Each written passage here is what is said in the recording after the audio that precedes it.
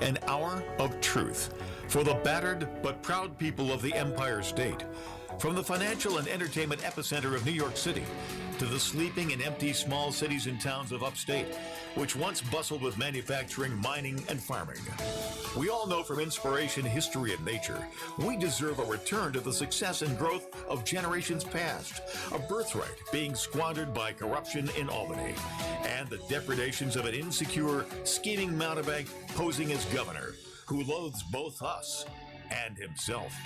As liberty beckoned to enslaved peoples behind the Iron Curtain via American broadcasts after World War II, we now say, believe, rise, and join us. Welcome to Radio Free New York. All right, guys, welcome to Radio Free New York. I'm your host, Andrew Hollister, and we've got Bob Savage here in studio as well. Well, Happy New Year, everybody. I'm sober. I really am. Just kidding, folks. I think I have a noisemaker in here somewhere. Yeah. See if we can blow that later on in the show. Something like that. Yep. So, Happy New Year's. This is our New Year's Day show. And similar to Christmas, we're going to take a slight break away from politics, although it might come up. It might come up later in the show. But I want to talk about New Year's first, and then New Year's resolutions, because I don't do New Year's resolutions, but I know a lot of people do. I do one. Do you do one? I do. And that's to do no New Year's resolution. There you go. Perfect. There you go. So we'll talk about that a little bit. But before we do, Bob, do you have any New Year's traditions or anything like that? New Year's traditions? No, not actually. No, not really. New Year's traditions? I mean, what would that be? Yeah, so I've only really tearing down all the old calendars. Yeah, disposing of the Christmas tree if you haven't already. I guess. Well, that's gone. You know, Mrs. Savage was very efficient about that this year. Oh yeah. Us too. Our Christmas tree was falling apart before Christmas Day, so I was happy to have it out of the house. So I've got one on my family side, and then one on my wife's family side. On my family side, it was always tradition that on New Year's Eve you have some sort of fish or seafood, supposedly supposed to bring you luck into the new year. Oh. So, everybody would bring their own thing. Some people just had like shrimp, and my uncle would always have, he would have this like can of sardines, which is just, hey, listen, nobody liked the smell of it, but hey, whatever you like, right? Yep. But he enjoyed it. So that was kind of like the Hollister, family tradition that's been going on ever since I grew up. And also, there always had to be like a New Year's punch, which is basically like Sprite and sherbet ice cream, something like that. All right. But then on my wife's side, in Czech, the tradition is New Year's Day, after everybody's been probably drinking the night before, you go on what they call a sobering hike. And that is, everybody gets up. And it's like the whole town, the whole village is doing like this. Festivus, feats of strength. You take your aluminum pole on your New Year's hike. Yeah, no aluminum poles, but air the grievances. Yeah, but it's like everybody. So the littlest of children, they're small enough to walk. They're there all bundled up, head to toe. They were drunk too. Well, not drunk, but they're there on the walk. And then everybody all the way up to all ages, people with canes and walkers and stuff. Well, they don't really do walkers there. They have like kind of like the hand canes. They don't do wheelchairs either. But yeah, everybody goes and they go on these hiking trails, and you just hike for like an hour or two. The funny part is, though, where you're hiking is always a path, and along the way are all these like bars. I was gonna say, no football, no Doritos. No football or Doritos, but you usually end at a bar anyways, which the festivities just kind of continue.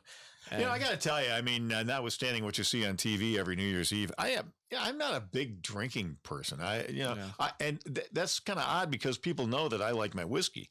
And I do like my whiskey, and we have whiskey here at the station, and sometimes we even drink it in the studio. We have a little, it's late in the day and 5 o'clock somewhere, so we have a little whiskey, but I don't like drink and get drunk. I just, that's, hey, I had a great time last night. Let me tell you, I drank like 5 glasses of whiskey and fell down the cellar stairs. Yeah. and cut my face up. That was a riot. Yeah. No, Yeah. I'm not into that. Yeah, me neither. I actually, ironically, I don't. Which maybe we've probably talked about this before. I don't drink beer. I just don't like how it tastes. And I think I might have a slight allergy to hops because within like half a sip, I could start feeling like a headache forming. So I think I've got like an allergy or an intolerance or There's something a lot like of that. sulfites in beer. I know that. Yeah, something just doesn't agree with me. Do you have the same problem with wine? No, wine is usually fine. But I also don't like the flavor of wine. There's only like two wines I like. They're like a white wine, and really it's just sparkling grape juice. That's really what it is. I don't like that dry, flavor in wine that most people really enjoy. Not my thing. So yeah, when I do drink, which is very rarely, maybe 2-3 holidays a year, it's usually like a bourbon or something like that, maybe a scotch. I do like in the mornings, and we always have the fixins around for this. I do like a good bloody. Oh, That's always Yep, nice. yep. But I'm with you on beer. I mean, I'm not a big beer guy.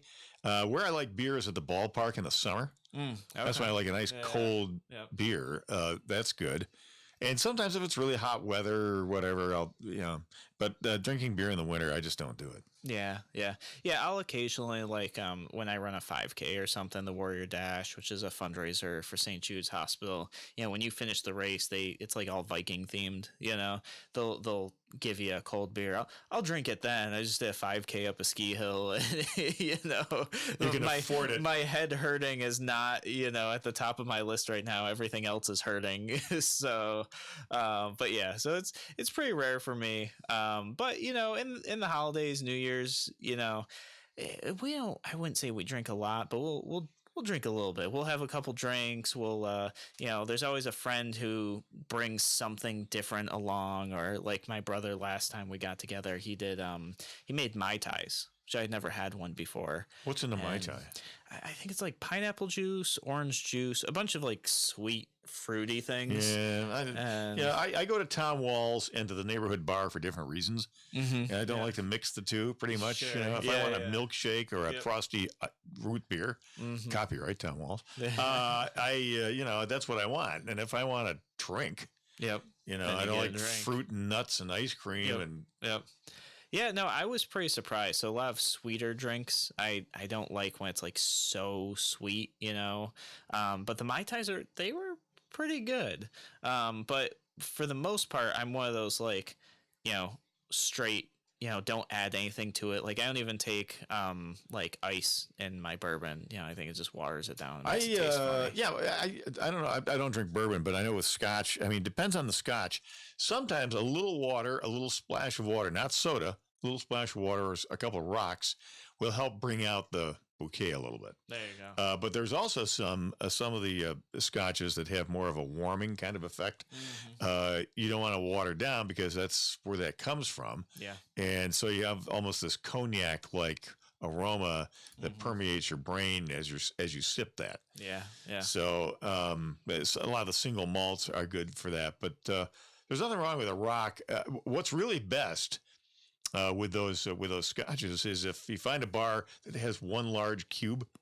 Oh yeah. Where Like the big cubes. Yeah, you can get either the big ones, square or circular ones, just one, because it melts slower. Yep. But it cools the drink and it also helps bring out the flavor more. Yeah. You put a bunch of little, don't put a bunch of crushed ice in there. Yeah. No, I love that like oaky flavor that comes through. So.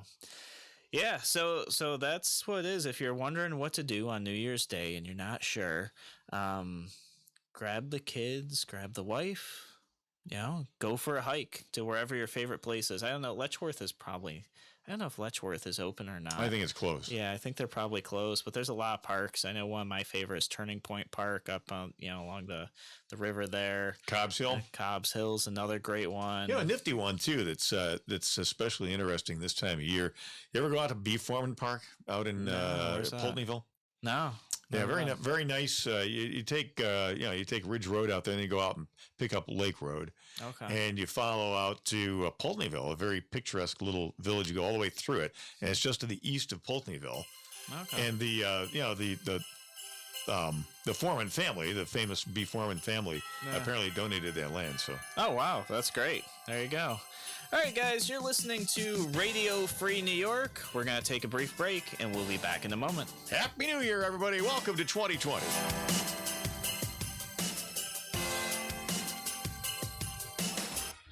Your business relies on computers and technology to operate. Slow, unreliable networks and servers can cause unplanned downtime and affect your bottom line. The experts at SimpleTech Innovations are here to help. Their preventative maintenance program ensures that your computers and network are kept up to date and monitored for any issues, keeping your business running smoothly. They also help clients achieve HIPAA, PCI, and New York State cybersecurity compliance to keep your network safe and secure. Whatever your business IT needs are, SimpleTech Innovations should be your first call. They've won the Best in Rochester 8 years in a row and have an A+ Better Business Bureau rating. Call them today for a free consultation at 585-200-3182. That's 585-200-3182. SimpleTech Innovations. Hi, Bob Savage here for the WYSL station. So times are tight, and you've got to watch every penny. How to get maximum advertising impact without shelling out maximum bucks? Well, there's print media. Of course, there's a reason why it's called the incredible shrinking daily paper. Then there are those penny savers and shoppers, 98% of which hit the recycling bin without ever being opened. And are you really looking for customers who are shopping for used tires and playpens? You could try cable TV, 500 channels, 12 viewers per channel. Or how about hiring some guy in a day-glow orange wig to dance holding up your sign down at the corner? If you want real advertising impact with a quality message for savvy consumers who actually have money to spend, WYSL has a giant 20,000-watt signal and 2 FM channels at 92.1 and 95.5, covering 1.4 million people all over Rochester and the region, literally all the way to Pennsylvania. Get results, save time and money. Call us, get on board, and start growing for 2020. 346-3000 or WYSL1040.com. Why do businesses choose to move their website from Wix and Squarespace to SimpleTech Innovations? Maybe it's their excellent customer service or attention to detail. Maybe it's their ability to give a truly customized solution. Or perhaps they just like the fact that SimpleTech is a local small business that builds great relationships with its clients. Whatever the reason may be, you can rest assured knowing that the local team at SimpleTech has your best interest in mind when building or updating your website. They're hands-on and love helping customers achieve their goals. But don't take my word for it. They've won the Best in Rochester 8 years in a row and have an A+ Better Business Bureau rating. If your website doesn't match your dreams or isn't achieving your goals, give the professionals at SimpleTech Innovations a call today for a consultation at 585-200-3182. That's 585-200-3182. SimpleTech Innovations. You're listening to Radio Free New York. All right, we are back here on Radio Free New York. I'm your host, Andrew Hollister, and we're just talking about New Year's on New Year's Day. Seems like an appropriate topic. Normally Wednesdays would be White House Wednesdays, and we would be talking about national politics or have a presidential candidate come on for an interview. But being that it's New Year's Day, I figured we'd talk a little bit about New Year's. Maybe we'll get to politics later. I'm not sure. But wanted to talk about that. But before we roll into it, I want to ask you guys to do me a favor. And that favor is to head over to the YouTube channel. You can get there by going to youtube.com, or if you've got the YouTube app on your phone, just pop it open, search Andrew C. Hollister, and hit subscribe. YouTube is going to unlock some additional features. They're going to help us reach more people with the show if we hit 1,000 subscribers. We're at about, I think, 330, 350. So we've got a ways to go.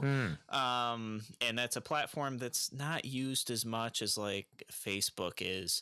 But I'd really like to unlock those features. So if you guys could help me out, just go over there, Andrew C. Hollister on YouTube, click the red subscribe button. That would really help me out. Can you tell us what the features are that would be unlocked, or don't you know? They're going to promote the content more in YouTube searches. So right now, some of the episodes we've done are gaining a lot of traction on YouTube. For example, the conversation about what's happening in Virginia right now. Dennis Miller, when he was on the show almost was a year and a half ago now, his comes up a lot. But basically, as people search certain keywords, once you hit that 1,000 subscriber limit, YouTube will suggest your content just more frequently. And that's kind of what the show's all about, right? Reaching people with ideals as to how to address our issues without making government bigger. There you go. So if that's important to you and you want more people to see it, which is kind of impressive. I mean, 50% of the YouTube traffic right now is coming from people searching it and finding it for the first time. That's funny. So yeah, so that's actually really good. And I'd like to increase that, and we can share that content with more people. YouTube, not just for cat videos anymore. Yep. As long as we're talking about alcohol, I do have this little tidbit that was sent along about the origins of beer and the wheel. Oh, yeah. We were talking about beer a little while ago. Two most important events in all of history, the invention of beer and the invention of the wheel. Beer required grain. That was the beginning of agriculture. Neither the glass bottle nor aluminum can were invented yet, so while our early humans were sitting around waiting for them to be invented, they just stayed close to the brewery, and that's how villages were formed. The wheel was invented to get man to the beer, and vice versa. These two were the foundation of modern civilization, and together were the catalyst for the splitting of humanity into two distinct subgroups. One, liberals. Two, conservatives. Some men spent their days tracking and killing animals to barbecue at night while they were drinking beer, so they had something to go along with the beer. Yeah. This was the beginning of what's known as the conservative movement. Other men who were less skilled at hunting learned to live off the conservatives by showing up for nightly barbecues and doing nothing. This was the beginning of the liberal, an early human word meaning, quote, bad hunter. Some noteworthy liberal achievements include the domestication of cats, the invention of group therapy, group hugs, and the concept of democratic voting to decide how to divide the meat and beer that conservatives provided. Over the years, conservatives came to be symbolized by the largest, most powerful land animal on earth, the elephant. Liberals are symbolized by the jackass for obvious reasons. Modern liberals like special flavored beer with lime added, but most prefer white wine spritzers or imported bottled water. They eat raw fish, but like their beef well done. Sushi, tofu, and French food are standard liberal fare. Most college professors, social workers, personal injury attorneys, journalists, filmmakers in Hollywood, group therapists, and community organizers are liberals. Liberals meddled in our national pastime and invented the designated hitter rule because it wasn't fair to make the pitcher also bat. Conservatives drink real beer. They eat red meat and still provide for their women. Conservatives are members of the military, big game hunters, rodeo cowboys, lumberjacks, construction workers, firemen, medical doctors, police officers, engineers, corporate executives, athletes, airline pilots, radio talk show hosts, and generally anyone who works productively. Conservatives who own companies hire other conservatives who want to work for a living. Liberals produce little or nothing. They like to govern the producers and decide what to do with the production. Liberals believe Europeans are more enlightened than Americans. That's why most of the liberals remained in Europe while conservatives were coming to America. They crept in after the Wild West. They crept in after the Wild West was tamed and created a business of trying to get more for nothing. Here ends today's lesson in world history. It should be noted a liberal may have a momentary urge to angrily respond to this. By the way, I hasten to add here, because of the dawning look of horror on Andrew's face, this is something I decided to read to you, not him. So where'd that come from? Is it email or This came from a guy whose name may be familiar to some of you. Carl Palladino. Okay, that makes sense. I was like, I didn't see this one come up in my news feed. So. I think it's hilarious. Yeah, by the way, everybody out, it's a joke. It's a joke. We're kidding. Yeah, I don't think anybody will call into the station, but We'll find out. We'll find out soon enough, I guess. Keep those cards and letters, folks. So what, on New Year's, of course, there's consumption of alcohol and good times. And, all of that. Really? Yeah, at least that's what I hear. I see it on the internet. I know it's not all true on the internet, but another thing that happens consistently is people create New Year's resolutions. And they create these, which are really just goals, right? Things that you want to achieve. for some reason, more like wishes. In many yeah, cases. wishes, yeah. So people are just like right off the bat, people are terrible about like being successful with New Year's resolutions. And I think it's because you just decide like, okay, this year I'm going to do it. This year I'm going to be better. And you're using kind of this like, I don't want to say a calendar's arbitrary, but really a calendar's kind of arbitrary. The fact that the year has happened like from 2019 to 2020, things don't just like magically change. Like we just went around the sun again. That's all it is. It's not going to make you skinnier or smarter or all of a sudden, you're going to eat right. Like these are choices you can make any time of the year. Like it doesn't need to be New Year's. And the idea of New Year's resolutions, for whatever reason, is just terribly unsuccessful.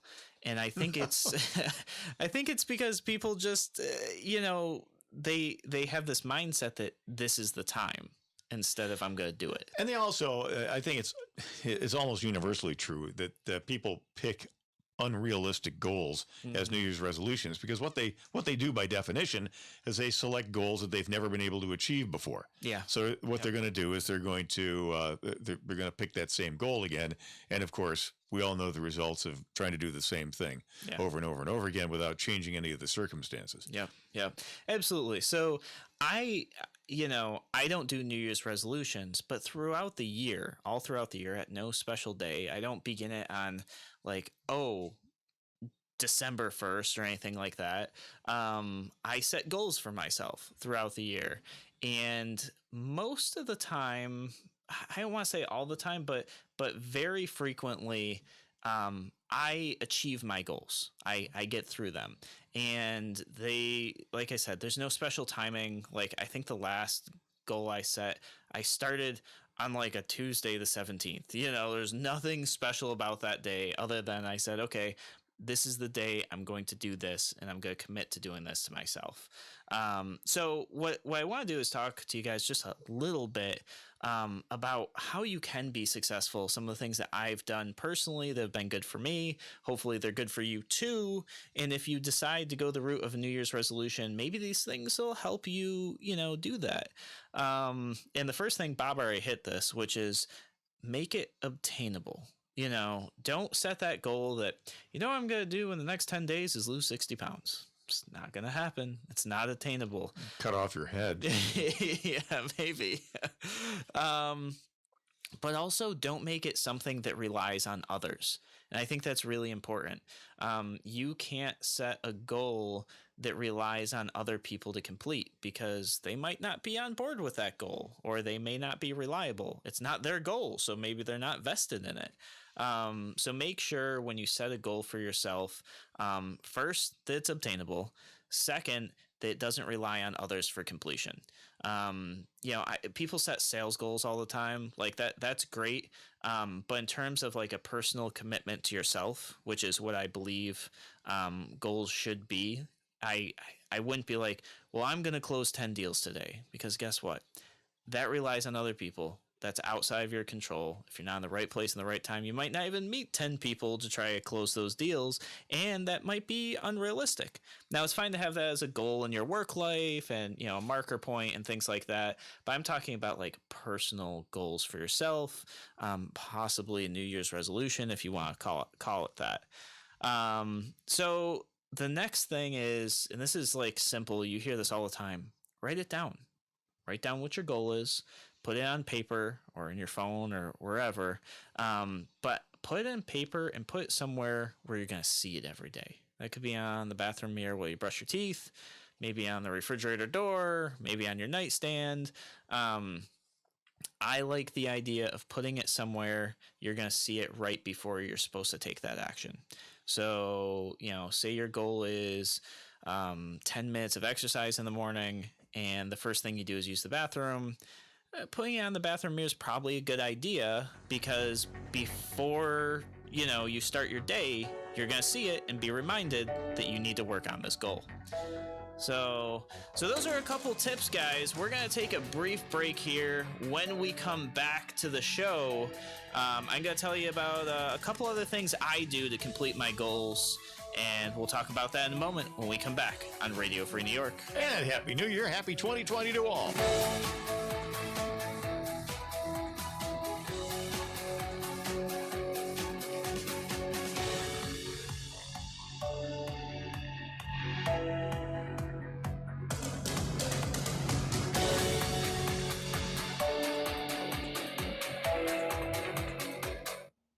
Listening to Radio Free New York.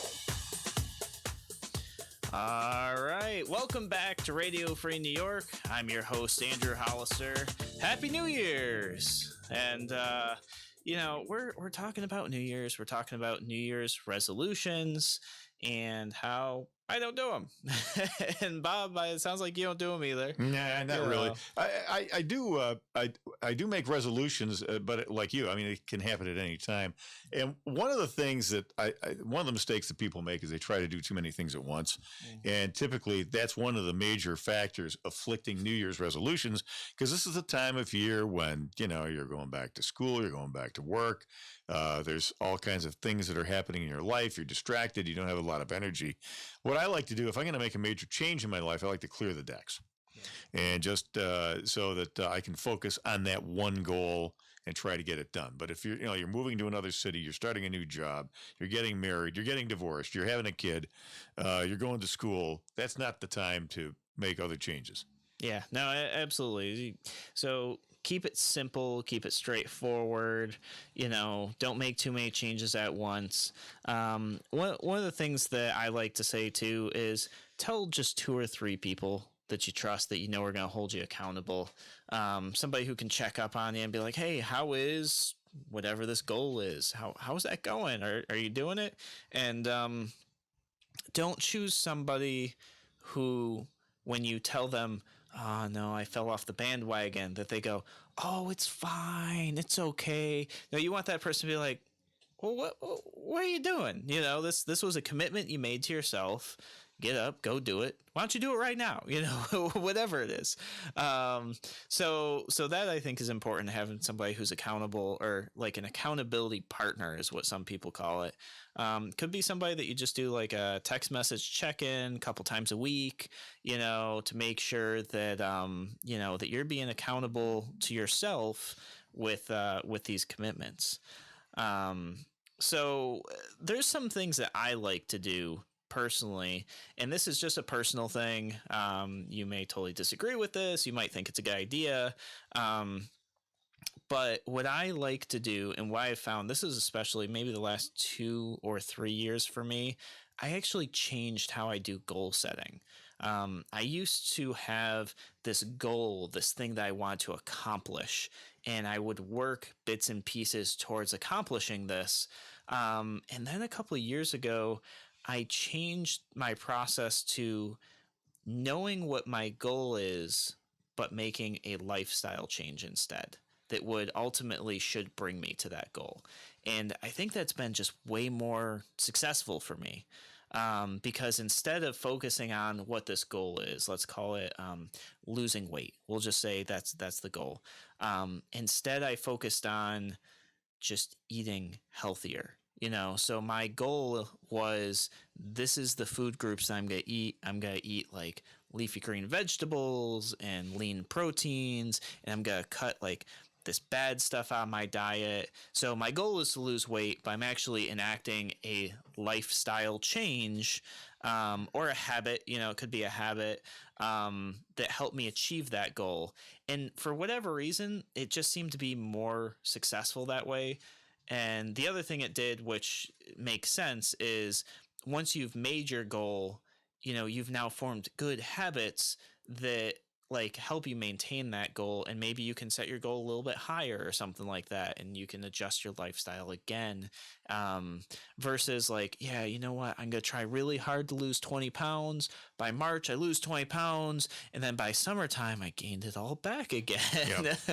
Yeah, because this is the reason that, you're touching on it here. The reason that weight type resolutions never work. Is people just try to deny the behavior that gets you to that weight. Most people are overweight because of any one of a number of pathological behaviors, but they basically boil down to habits. So what you have to do is you have to change your life in a structural way to really make any headway on that. If you're just going to try to, I'm going to exercise more. Well, exercise hurts, and it also takes a lot of time. People are very busy, so you'll be able to do that, but you may not be able to keep it up. And the same deal with eating. People eat emotionally. They eat as a way to unwind. They eat as an accompaniment to other activities, such as watching TV or whatever it is. Yep. And so, because you always watch TV, then you're used to that hand to mouth behavior pattern. So that's difficult to break. Yeah, I'm convinced that I'm addicted to eating food. Like I believe Most people that, are. Like I am totally like it's a struggle for me. It is, So I have to be extremely disciplined with myself and maintain that lifestyle, because if I break it just a little bit, it is very hard for me to bounce back, and my body reacts awful too. Like I could have a bad meal and gain like 3 pounds the next day. It's terrible. Yeah, instantly. It's just not good. My body loves food and it loves keeping it attached to me. But so maybe diet's not the right thing for you. Maybe exercise, which just makes you healthier. Your goal might not even be to lose weight. Maybe you just want to be healthier. I say for things like that, be like super, super specific and still obtainable. So maybe you say, I'm going to exercise 3 days a week, 10 or 15 minutes. Figure out what that is, and then actually be specific about the days it's going to be. Mondays, Wednesdays, Fridays. Put it on your calendar so it goes off on your phone. And when you start that countdown timer, so that what happens is like you're consistent, you're building those habits, and eventually 30 days, 60 days out, your body is going to wake up and it's going to be like, hey, it's time. And if you miss it, your body's going to let you know because you've built that habit. Something I like to use, there's a free app called Habit Bowl. I'm sure there's a bunch of other apps out there that just happens to be the one I do. And it'll actually help you set up habits when you want to do it. And you could make it like a quantity of things. You could make it like a number of times, or it could be a simple yes or no. So when I want to build like a habit as a part of a lifestyle change to ultimately reach a goal, I go in there, I set it up, and then the days I do it, just check, and it goes from orange to green. And if I didn't do it, that day turns red. And then I can look at my days and be like, oh crap, like I got a red dot. That's not good. Like I need to get all the greens. And it kind of just motivates me a little bit to like be more accountable to myself. And I don't know, just seeing the green and red dots, it's just, motivating. You want all the green ones. It almost gamifies your life there. So, Or you just tell your wife, beat me over the head if I don't do this. I thought you were going to the gym Monday, Wednesdays, and Fridays. You haven't been since last Friday. Yep. No, that's the accountability partner you need for sure. Yep. It takes, especially with how society is, we are so go with so many things throughout the day. Having multiple layers of accountability, I think, is really, really important. Or maybe it's just important for me. Maybe nobody else struggles with it, but my days are so busy. I've got to have that calendar reminder. I got the app too to make sure that like I do it, and then I have my accountability partner too to make sure that like there should be no way, no excuse for me to miss out on that. It's especially hard when you run your own business, because as we all know, when you're all motivated and you're ready to go to the gym, that's when whatever that thing is breaks down. The computer locks up. You can't process sales. Yep. So, something like that happens. And now, so you don't go to the gym that day. So now this interrupts your rhythm, and you're not, Yeah, no, I actually had Friday, for example. I just didn't get up early enough to make it to class and do my workout. There just wasn't enough time. And I tried to. Like, I got my first 2 sets in. I'm like, oh, I'm gonna be late, So then, I had to make up for it on Saturday, which kind of threw my whole routine off. Which you can't really do. but- I mean, you can't make up for it. I mean, No, you know, can't. it's, That's if the if thing. you're what your glycemic index is and how much energy you can expend Mhm. in a given exercise session. Yep. And if you exceed that greatly, trying to quote make up for a previous deficit or whatever, you run the risk of injuring yourself. Now Yeah. you're really in a jackpot Then because you're now in you can't trouble. work out. Yeah, exactly. And once again, I'm just using examples I've done, but this could be literally anything. This could be reading a book, drinking more water. If you miss your water goal for today, it's not like tomorrow you can drink an extra 17 ounces to make up for it. You're just going to pee more. So, all right, guys, you're listening to Radio Free New York, and we're going to take a brief break here. We'll be back in a moment. Why do businesses choose to move their website from Wix and Squarespace to SimpleTech Innovations? Maybe it's their excellent customer service or attention to detail. Maybe it's their ability to give a truly customized solution. Or perhaps they just like the fact that SimpleTech is a local small business that builds great relationships with its clients. Whatever the reason may be, you can rest assured knowing that the local team at SimpleTech has your best interest in mind when building or updating your website. They're hands-on and love helping customers achieve their goals. But don't take my word for it. They've won the best in Rochester 8 years in a row and have an A+ Better Business Bureau rating. If your website doesn't match your dreams or isn't achieving your goals, give the professionals at SimpleTech Innovations a call today for a consultation at 585-200-3182. That's 585-200-3182. SimpleTech Innovations. Aircraft Environmental Systems proudly supports Radio Free New York. Rochester-based leaders in climate simulation chambers for America's R&D laboratories. We're experts in troubleshooting, calibrations, custom designs, and consulting for more than 40 years. Industry pioneers, we created the first ever fleet of temperature, humidity, and altitude test chambers available to rent coast to coast. Trained and trusted by environmental chamber manufacturers, we are ACES. Find us at acesinc.com. Human trafficking is when someone is being forced, tricked, or coerced to engage in a sex trade or forced labor. If you're a kid and forced to sell sex, drugs, or work against your will, that's trafficking. You're not a criminal, and there is help available. Call the National Human Trafficking Hotline at 888-373-7888 or text Be Free. Sponsored by the Livingston County Safe Harbors Human Trafficking Task Force. Your business relies on computers and technology to operate. Slow, unreliable networks and servers can cause unplanned downtime and affect your bottom line. The experts at SimpleTech Innovations are here to help. Their preventative maintenance program ensures that your computers and network are kept up to date and monitored for any issues, keeping your business running smoothly. They also help clients achieve HIPAA, PCI, and New York State cybersecurity compliance to keep your network safe and secure. Whatever your business IT needs are, SimpleTech Innovations should be your first call. They've won the best in Rochester 8 years in a row and have an A+ Better Business Bureau rating. Call them today for a free consultation at 585-200-3182. That's 585-200-3182. SimpleTech Innovations. Radio Free New York. All right, we are back here on Radio Free New York. I'm your host, Andrew Hollister. We're talking about New Year's. It's New Year's Day. Happy New Year's to you guys. And you've probably made a New Year's resolution. Maybe. I think a lot of people do. I don't. Bob doesn't.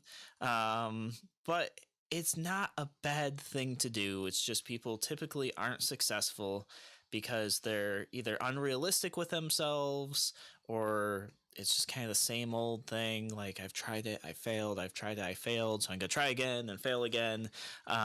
Maybe you don't make the right lifestyle changes to meet your New Year's resolution. any number of things. Well, it's also become kind of a joke. Everybody talks about New Year's resolutions because they have like about a 1% chance of success, on a statistical basis. So right there is a demotivating factor for trying to get a New Year's resolution because your expectations are lower than the curb already. Yep. Nobody ever keeps these dumb things, so why bother?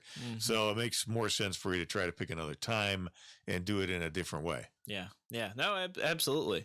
So the thing I'm challenging you to do is pick a goal, one goal. Don't even bother calling it a New Year's resolution. Start it whenever, but make a commitment to yourself when you're going to start it. Get that accountability partner, put it in your calendar, make it consistent. And then I'm going to share with you guys my secret. This is my secret. Secret to success, if you will, but it's not a secret at all. But this is what I do to be consistently better with any goal I achieve. Once I set the goal, and it's an obtainable goal that doesn't rely on anybody other than myself, I do not look to other people and compare myself to them. I don't. Occasionally for inspiration, I might, for inspiration, like say it's a goal, I want to get better at this thing, let's call it shooting a basketball. I want to make a, 3-point shot. I'm not going to look at Michael Jordan and every day be like, crap, I'm just not that good. It's not going to happen. That's a great way to like depress yourself, make yourself feel like you're never going to obtain and reach your goal, like that sort of things. Instead, every day, the only person I compare myself is to myself yesterday. And that's what I do. And every day I try to make each day a personal best. And people say, Andrew, that's like unrealistic. That's unobtainable. Every day can't be a personal best. I tell you what, most days are. When you really push yourself hard and man, I made 7 baskets yesterday. Today, I'm going to make 8. And you push yourself and you try hard and you get consistent, you're going to make 8, And okay, maybe today you didn't make 8. Guess what? Tomorrow it's going to happen. And then the next day, you're not going to focus on, like I said, Michael Jordan's, all-time high. No, tomorrow you're going to focus on, all right, yesterday I made 8. That was my personal best. Guess what? Today I'm going to do 9. And you might surprise yourself. Instead of doing 9, you might do 11. And then you're like, wow, that's great. And then the next day, and this has happened to me a couple times where I've beat my personal best by like a lot. Well, now your new personal best is like, maybe 15. And you sit there and you go, oh man, now this seems hard because I did so much better that day. It's hard. And you know what? That next day, you might not have a personal best, but you have to just keep going and compare yourself to yourself. Always be bettering yourself. Don't worry about what everybody else is doing. Make yourself better every single day. And at the end, you will have moved yourself to something that you're proud of, whatever that is. And here's a great New Year's resolution that almost anybody can keep, by the way, if you don't mind our making a suggestion. Yeah, no, absolutely. And that would be for you to financially support your favorite noon radio show. Some days you may only be able to, commit to $50 a month. Mm-hmm. What's the name of that website? Patreon. Yeah, maybe you can only, but next month maybe you can do like 100 a month. Sure. And make that your personal best. Then the month after that you can make it 175. And in the meantime, what you can do is you can get your friends and family to also go to Patreon and support Radio Free New York. And you can make that another related goal. Oh, I only signed up 2 people this month. I'm really a slacker. Mm-hmm. And it's okay to say that to yourself. Yep. You can put yourself down like that and say, I'm a loser. Yeah, I didn't get enough people to sign up for Radio Free New York. Yep. Go for 6 next month. There you go. Yeah, that would be amazing. That would certainly make my 2020 an awesome year for sure. That's why we call 2020 the year of clear vision. See what I did there? Yep. See what? Yep. It's like you've done marketing before, Bob. So, what are some things that you could do that are good goals? You could call it a New Year's resolution if you want. They're just generally good lifestyle changes, things that at the end, you would be proud of that being a habit for yourself. You've got the normal ones, right? Like exercising 4 days a week, which by the way, I think is great. And commit to something small, 10 minutes. Do 10 minutes a day, whatever. If you do 3 minutes, that's better than nothing. Yep. So don't be rough on yourself. I want to do 25 minutes of vigorous exercise. Well, if you get winded after 15, okay, stop. And then tomorrow try to make it 16. Day after that, make it 18, Yeah. Actually, there's an app for those of you that use Android. If you use an iPhone, I'm not sure if you have access to it or not. I think it's called like the 3-minute workout. It's free once again, and nobody's paying me to say this. I started using this like years ago because I had literally no time, running campaigns, doing this and that, but I had 3 minutes. And, I tell you what, that 3 minutes made a big impact on the 24-hour day I had. And just doing that, I started sleeping better and stuff. And that's kind of that lifestyle change that helped give me the building blocks to better places. So, yeah, even 3 minutes, it's really simple. You could do a calorie specific goal, right? Which is really funny. Sometimes I'll listen to people's speeches or they talk about things, and the guy who is, done a lot with his life says, the easiest thing about having a calorie goal is you literally have to do nothing.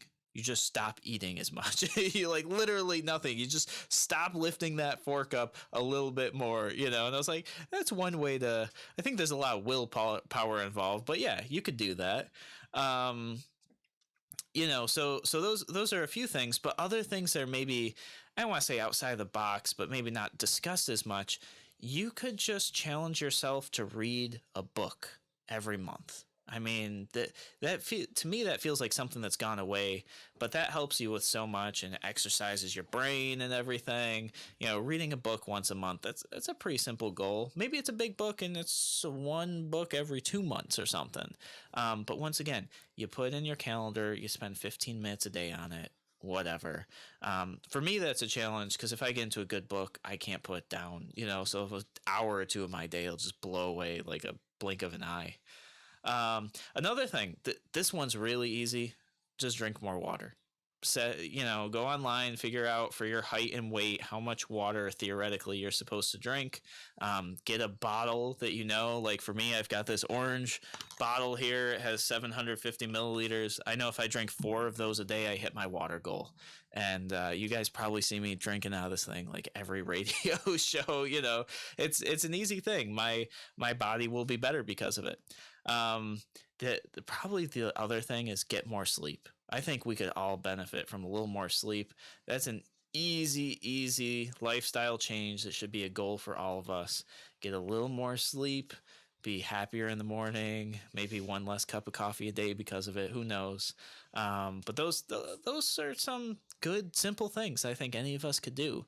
But like Bob said, choose just one of them. Don't try to do all of them. You'll be in trouble. Yeah, and give yourself, be kind to yourself. I mean, you're gonna have trouble along the way because you're human. Things are going to happen that are going to put a stumbling block in your way of achieving that goal on a consistent basis. But if as long as you're not failing 90% of the time, it's okay. Yeah, you just got to say, something. You got to be realistic about these things, and when you sometimes you might have 2 or 3 sessions in a row that make it impossible for you to do the exercise or do whatever it is that you're resolving to do. But don't let that be the rationale for throwing away what you have accomplished today. Just say, okay, I'm just going to pick up, restart, Control Alt Delete, and here we go again. Yep, absolutely.